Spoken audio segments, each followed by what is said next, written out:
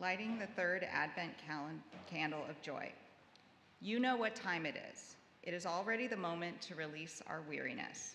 Listen, the dry desert is singing. Look, the cool springs are overflowing.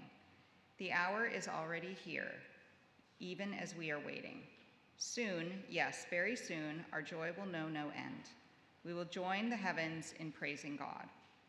We will carry good news through the world like the wind. We will be glad in one another's presence.